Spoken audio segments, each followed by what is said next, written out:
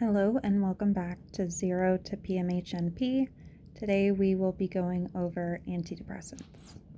We will be going over SSRIs, SNRIs, TCAs, MAOIs, and briefly over atypicals. Just a brief reminder of the anatomy because we will be talking about the synaptic cleft. So we'll go over the mechanism of action for SSRIs first.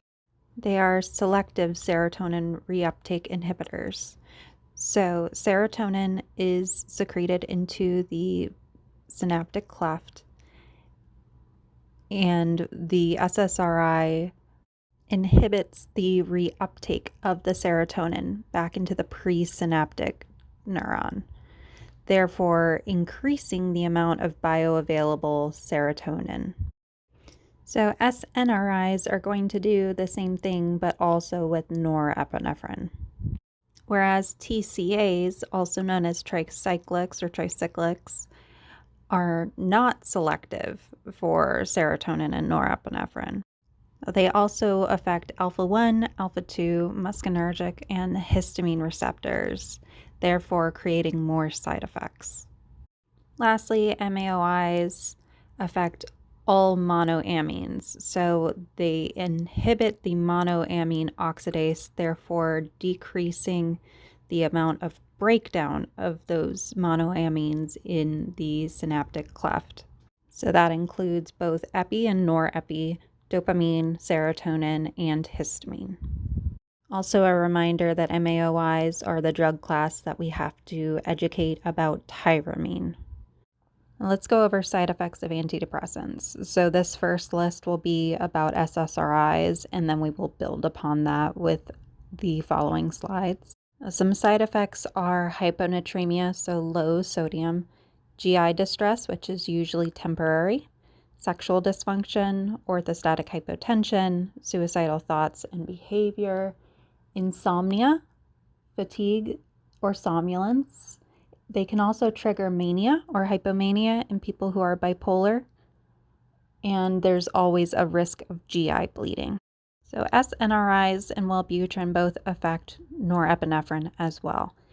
Wellbutrin doesn't affect serotonin, just dopamine and norepinephrine, but some of those side effects with them include anxiety, insomnia, along with the other side effects that we previously went over, and Wellbutrin has the risk of lowering the seizure threshold. Then side effects for TCAs include cardiac complications, anticholinergic effects, orthostatic hypotension and dizziness, along with the other side effects we already spoke about. So it's important to be mindful with who these drugs are going to, because if they overdose on it, TCAs can be very fatal because of those cardiac effects. All right, so let's briefly review. So SSRIs affect serotonin, they're selective, and they have fewer side effects than TCAs and MAOIs.